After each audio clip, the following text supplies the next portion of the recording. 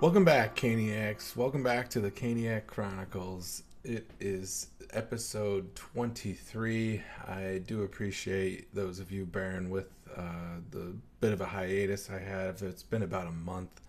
We had obviously the fantastic Olympic tournament to watch these past few weeks, and Carolina is about, I think, 3 games into the regular season again since the Olympic break.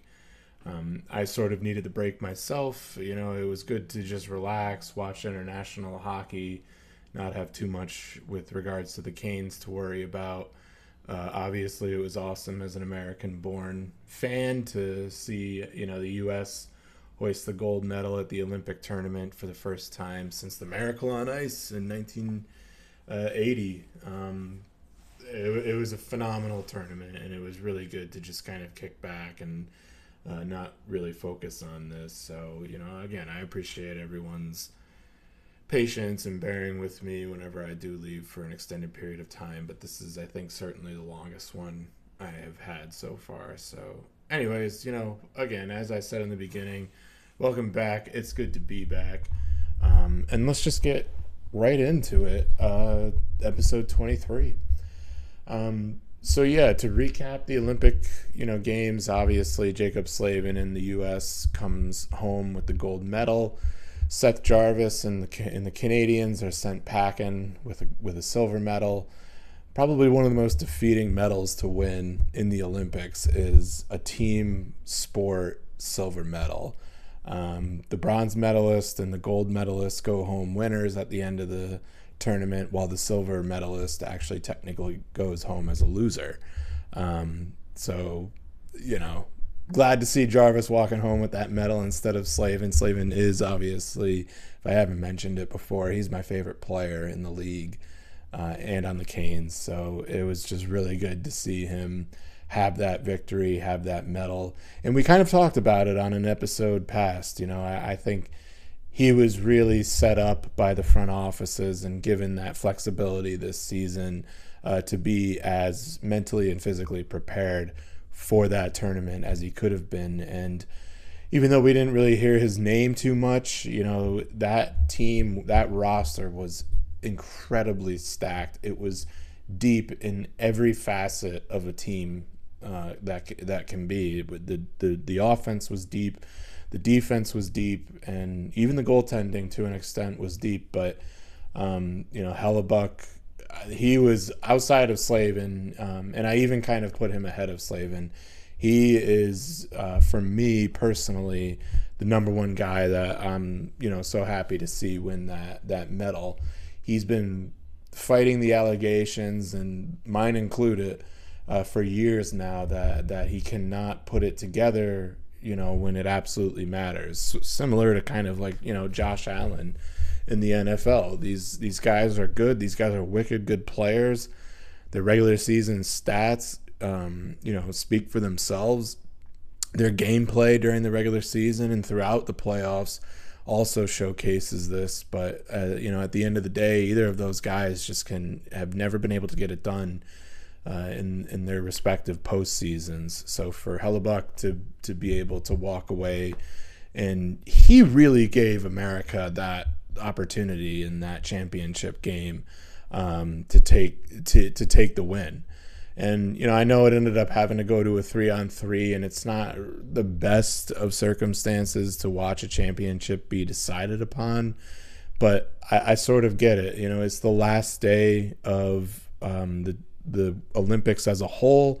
They're pushing up against the closing ceremonies, later in that day, and that game kind of has to end, right? So, and, people aren't getting bonuses. They're not getting, some of the countries do pay their medalists based off of what medal they receive, but at the end of the day, that tournament's got to come to an end. And the way it was going, we very well could have seen it go maybe 2, 3, 4 overtimes. It's more than likely. It happens in the NHL postseason with teams who are not stacked from top to bottom like both Canada and U.S. were. So, again, I get it. I get that it has to go to a 3-on-3. It's got to end in some way. But, look, if you're Canada and you're complaining about that, you had a 5-on-3. You had almost a full 2 minutes of 5-on-3, and you couldn't even score on us then. So what makes you think you would have had a better shot 5-on-5 for 20 minutes?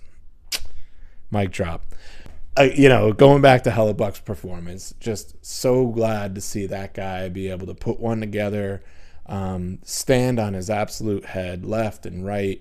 He had a couple of lucky breaks, specifically the McKinnon whiff on on a wide open net, and obviously the infamous paddle save from a shot taken within the crease. It was just a miraculous game, to say the least. That's no irony, no coincidence there. It just happened to be a miraculous victory for Team USA. So, and again, not to disparage Aho, he had a fantastic tournament too, and Finland as a whole had a really good one. In the semifinals, it really, just like it did in the quarterfinals, it took the refs' involvement to an extent. I don't want to get too deep into that, but it took the refs' involvement to keep Canada in the game, to keep them in the mix against both of their opponent in the quarterfinals, as well as Team Finland in the semifinals. And for a good portion of that semifinal game, I was thinking we might end up seeing Team Finland and Sebastian Aho and Mikko Rantanen in that championship game. Unfortunately, it didn't go that way, but Aho had a really good tournament. And after the fact, it was also really nice. The last game that the Canes played, Tripp was talking a lot about Capo Kakko from the Seattle Kraken, who they had a game against a few days ago. By the way, today's March 4th, and it's about 20 minutes before game time tonight, so it's about 9:40 at night. And yeah, just a few days ago, they had that game against the Kraken with Capo Kakko, and Tripp had a lot of good testimony passing on a lot of good testimony from Kakko with regards to Aho. Kakko had a lot of good things to say.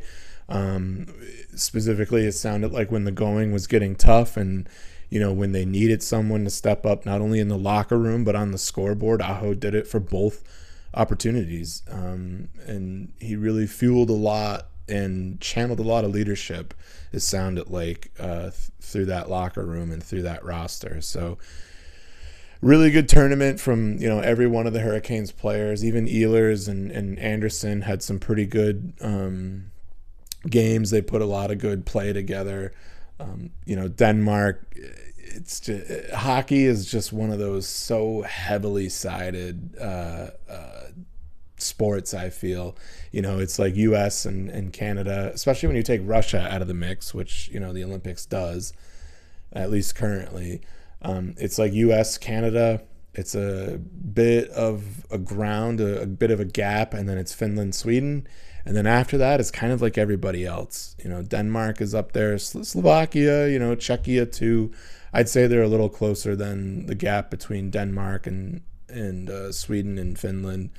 But, France, Italy, Germany, I know, some top, like Draisaitl is on, and Stützle is on Germany too. But those two guys, they don't make a full team. And when you're going up against fully stacked rosters of NHL players, it's head and shoulders in terms of differences there. So, and the U.S. women also saw some, really big success, quite obviously, with a gold medal victory themselves. Another game, against Canada in the gold medal match. Another game that goes to overtime. Another game that's settled with just a 2-1 score. Really good competitive product coming out of the women's tournament. I didn't really watch too many of the games as intently, but when you see the extended highlights of those games, and while you watch the recap of all of it, it's a pretty the pace of the play is there. I think it's probably one of the most competitive products of female sports, probably right up there with soccer. I think these two tournaments are really in my opinion, the premier athletic competitions in women's sports. Very entertaining product to watch, very thrilling end, a very thrilling victory. I mean, it's everything you want in a gold medal tournament. So it's, for young girls out there, and even young boys, it's a great competitive hockey product to get into, to become a fan of, and spend time watching. Definitely encourage checking them out, and congratulations to both the men and women. It was just, what a great time to be an American, man. Play Freebird. As a whole, was really enjoyable to watch. We spent a really good amount of time. The time difference was a lot more manageable this year than it was, say like when it was in Beijing or Pyeongchang and Korea. I think Italy was only about 6 hours ahead of us. So as we were waking up, I would say probably like the first wave of sports had ended or was about ending. So we had a really good opportunity here on the East Coast to watch a good amount of it, and it was just a fantastic Olympics overall. So, kudos to all the NHL players, kudos to Slavin, Jarvis, and Aho, the medalists for the Hurricanes. Really happy to see all of that. But as I mentioned earlier, we're back onto the NHL season. It is officially the playoff push here for everyone. At this point, there are no teams that are mathematically eliminated from the playoffs, but there are at least some that are realistically out of the playoff race. But for the most part, there is a good amount of teams still jockeying for playoff positions this postseason. Carolina is pretty obviously solidified. I think one of the social, it's not coming to mind right now. It's like, I think it's Money Puck. Money Puck is the one. They currently have Carolina slated for about a 99% chance of making the playoffs. So pretty obvious that they will eventually, clinch a playoff berth here. Now it's really just a matter of, will they be a divisional leader? More generally, will they be a conference and or a league leader? They are right on the tails right now of Colorado. Tampa has a couple of games in hand, but I do believe they are ahead in the standings in terms of points right now. So if Tampa keeps struggling, which has been happening lately since they got back, maybe we'll see Carolina overtake that Eastern Conference leader. Oh, actually, yeah, Tampa's only got one game in hand, and they are 2 points behind. So at best right now, they could be tied in points, but they would be ahead probably based off of tiebreakers. You've got Buffalo, who's on an absolute hot streak since returning. They're putting a lot of pressure on Tampa in the division. And also with Detroit. Detroit is doing the same thing. They're only Buffalo is 2 points out. Tampa has 2 games in hand for both Buffalo and Detroit, but Buffalo is 2 points behind, and Detroit is 4 points behind Tampa. So a lot of pressure over there in that Atlantic division, and you also see the Canadiens and the Bruins not too far off, not too far behind. So it's going to be really exciting to see how it shakes up. I think what's most exciting is you see Toronto and Florida down in those 7-8 seed for the wild card positions. Not very likely for either of those teams right now to be making the playoffs. They could still do it, Florida especially, but Toronto is just as capable as making a pretty good run here toward the end to see, we'll see if they end up coming back up into one of those wild card positions. But as of right now, it looks like both of those teams will not be in the Eastern Conference playoff positions. And so that could really open the door for Carolina deeper into the playoffs should they still be playing at that point. One thing that is it hasn't been sticking out. This is something that kind of hit me right before the Olympic break. I sent myself this note on February 5th, so just about a month ago. And what I wanted to talk about specifically within this note is a potential, and I know we kind of speculated on trades earlier on the 22nd episode, the most recent one, but this one kind of hit me as being really good for both teams, and we'll kind of get into that. So basically the trade is the premise here, let me give you some prereqs. It's been a very successful season so far. I think very noticeably, though, this team has a lot to work on still, a lot to build on. Again, this is before the Olympics. And Shane mentioned it in one of the intermission reports, or maybe it was a post game, but he mentioned that the power play needs to be better. And in my opinion, overall scoring really needs to start picking up. We really need to start seeing this team, not just players, specific players, but this team as a whole really needs to start picking up its scoring, right? I want to start seeing this team score first, score often, and when they're down late in games, and they've done this a couple of times this season, but it needs to be more automatic, in my opinion. It needs to be more consistent, which is you need to not let yourself be out of a game until you're completely until the horn rings, because we've seen it in postseasons past. We've even seen it in the regular season. But teams, I think back to the 2013 Chicago Blackhawks being down 2 goals with 1:50 left and scoring 2 quick ones to tie it with less than a minute left and forcing overtime, where they take care of business there. And in the playoffs, it doesn't matter if you go to overtime. If you win in overtime, you get a game in the series. So really want to see that start picking back up. I also think that and I've been talking about this for a while too, I know I have, but there is just a serious lack of right-handed shots right now for Carolina. Sean Walker, Logan Stankoven, Blake, and again, Blake and Stankoven are on the same line, so you're taking a potential right-handed shot on another line and you're melding it with one on an existing line. You're not really dispersing your assets or diversifying your assets there, in my opinion. I think come postseason that will change. If I'm Rod, I'm looking at that situation like I've got 2 right-handed shots and they're both pretty undersized guys. I got to split these guys up for 2 big reasons, in my opinion. But in terms of the offense, I mean, like, Svech is left-handed, Aho is left-handed, Taylor Hall is left-handed, Ehlers is left-handed, Gostisbehere is left-handed. There is so many. Stahl is left-handed. Martinook, I believe, is left-handed. There's just Carrier. I think, is right-handed. But there's just so much left-handed shooting presence on this team. I think we really need to pick up a right-handed shot. And so let's get into this specific trade here. Let's get into it. My thinking here is I think a 1-for-1 trade of KK and Trocheck is a win-win for both teams.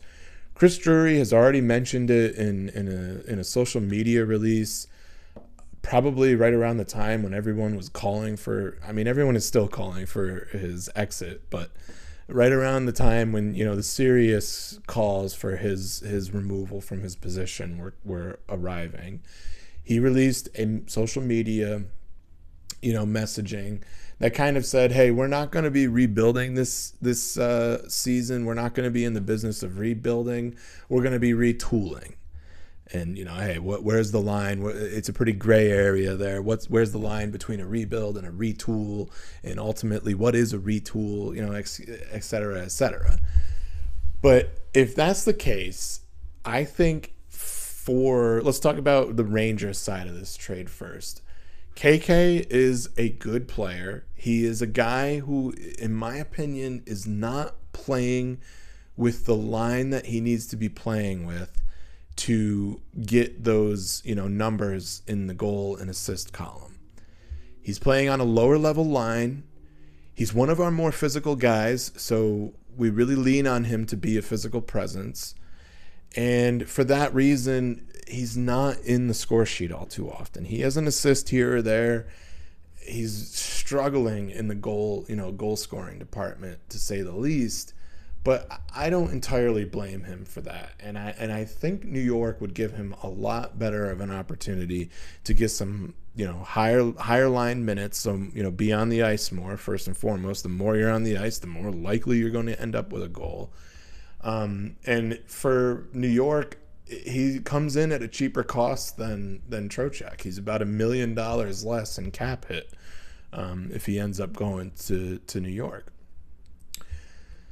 Plus, he brings he brings the opportunity there, in my opinion, to be a retool. He is not the player that would be considered, if New York were to pull him in, you wouldn't need to get rid of Zibanejad to bring KK in. Again, if it's a 1-for-1, you're actually saving money. You're getting almost another $1 million back in your cap space if you bring him in instead of a bigger name, instead of a bigger contract, where I think you're now getting into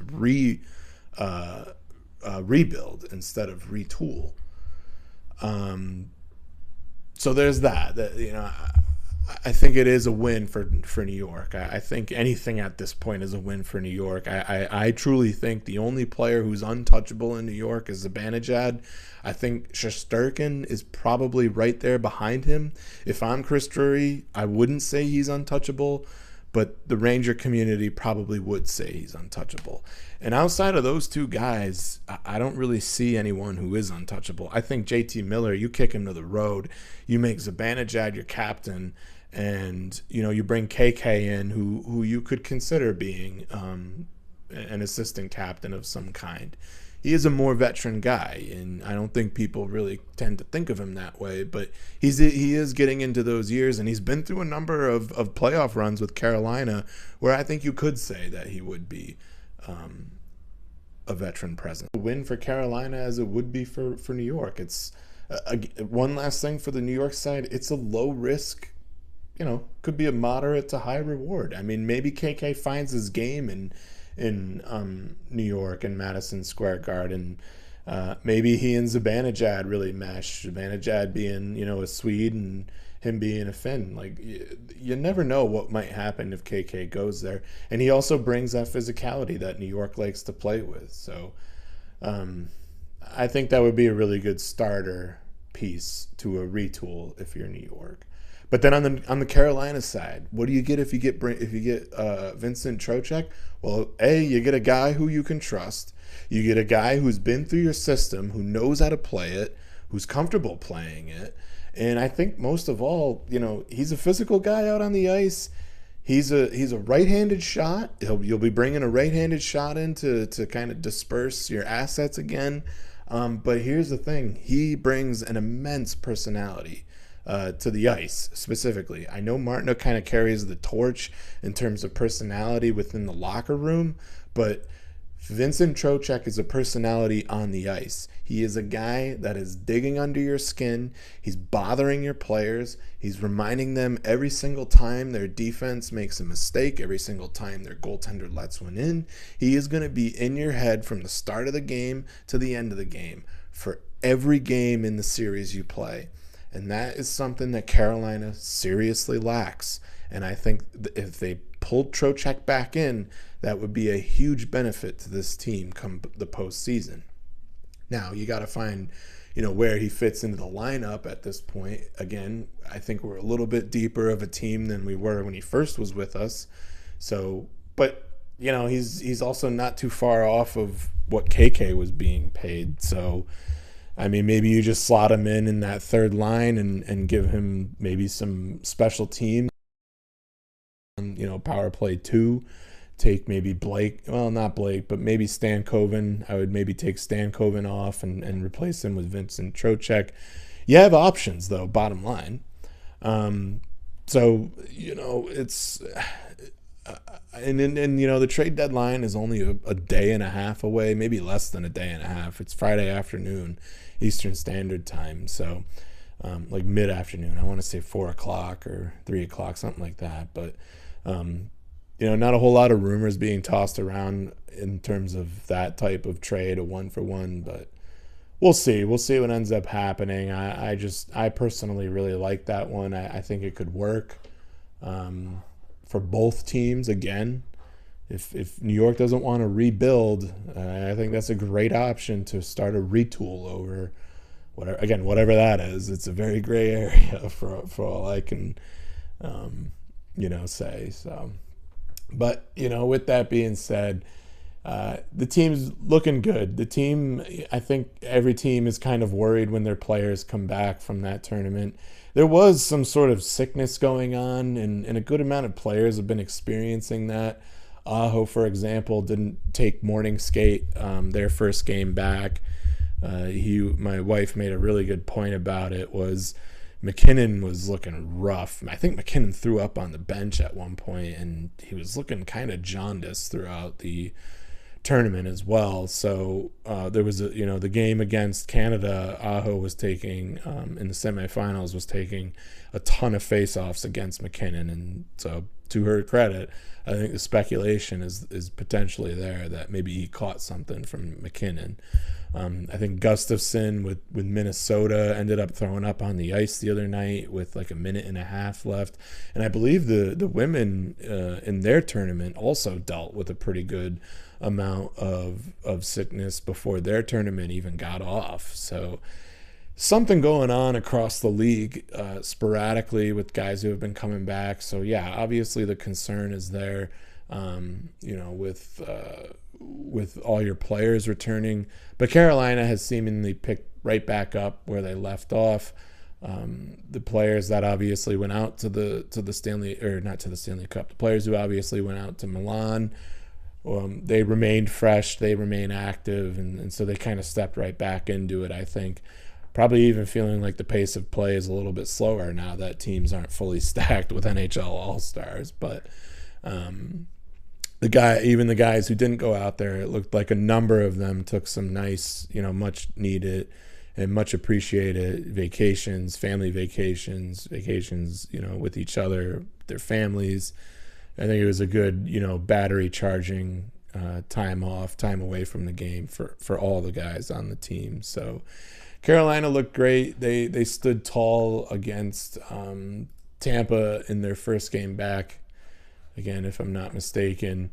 And then they had let me just see if I can find it quick. Yeah, so they had a great showing against the Detroit Red Wings shortly after that Tampa Bay game. They kind of struggled in their Seattle game. It was a low-scoring game, kind of expect it. They're on that flight out to the West Coast, and that jet lag gets underneath them. I was glad to see that they did at least make one goal happen. Seattle just managed to kind of cap them off by the end of the night. So tonight they've got Vancouver. That game starts right about now, so I think I'm probably going to get running here. This will be a relatively short episode for getting back. But the playoff push is here, folks. I think it's going to be one of the most entertaining playoff pushes, and you as a Carolina Hurricanes fan have nothing to worry about. Hurricanes will almost guaranteed to be making the Stanley Cup playoffs this year. So just sit back. If you have, the ESPN subscription, or if you get your Hurricanes games through Fubo, some of you might have the ESPN Unlimited bundle. I mean, that's how we got access to it. We were prepared to give up our, access to the full NHL slate of games this season. But just so happens it looks like, right at the beginning of the season, that ESPN Unlimited add-on came out for free. So we snatched it up. We've been able to, watch across the league, and there's going to be a lot of good teams fighting for playoff positions here. Specifically, definitely watch the Pacific Division. That division is, it's an absolute traffic jam. It's a Manhattan traffic jam out in the Pacific. You've got Vegas, who is 28, 19, and 14, and they are leading the Pacific with 70 points. The next 4 teams in the Pacific have more wins than the Vegas Golden Knights. Vegas has gotten a lot of their points and boost from that loser point in the overtimes, and a lot of people are clamoring, for that, clause to be capped off, or whatever. But I also saw today that Vegas has not beaten a playoff team since November-ish. So prepare for potential collapse there from Vegas, which would be very entertaining to watch. But it's going to be a good race in that division. There's a lot of good, bona fide teams over there that can make a push, that can make it difficult for the teams up top. We'll see how that ends up thinning out, but it is very condensed right now. The top 6 teams in that division are separated only by 8 points. So watch that one specifically if you don't know what else to watch. The Central is fairly locked up. It's led by Colorado, Dallas, and Minnesota. And then after Minnesota, it's a drop off of 14 points to Utah. So probably not too much movement to see there. And then the East is very similar to the Pacific Division. So the Eastern Conference outside of us, and even the Atlantic Division is really tight too. So you could see a lot of jockeying over there. Although it looks like they're separating away from, the Senators. Obviously, Toronto and Florida are down in the bottom of that division. Ottawa is still holding on. They're still within reach. So it might just be, the way the positioning ends up in the Atlantic and the Eastern Conference that jockeys between now and then. But the Metro definitely has a good amount of pressure from beneath on Pittsburgh and New York to keep the good vibes going there. Columbus is 5 points behind New York and Pittsburgh. They both have 75 points. Columbus has 70. You see the Washington Capitals, they have 69. And even the Flyers are still technically in contention. They've got 67. So teams have about 21 games remaining. Some have 23, so it's right around 20 games left in the season. We're at the 3-quarter mark, so we'll see what ends up happening. The Aho stat tracker, he's got a lot of work to do if he's going to hit that 100 points this season, but we'll see what happens. He's sitting at 59 right now. He needs 40. He's got 20 or so games left, so he's got to get about 2 per game. Not undoable, not impossible, but it's pretty unlikely at this point, unfortunately. That would have been awesome to see that hit this season, but we'll see what takes place. So anyways, folks, thank you for listening. Again, thank you for your patience. I do apologize for being away from the game or from the channel for so long, but it's good to return. It's good to get back on the mic. And anyways, go Canes.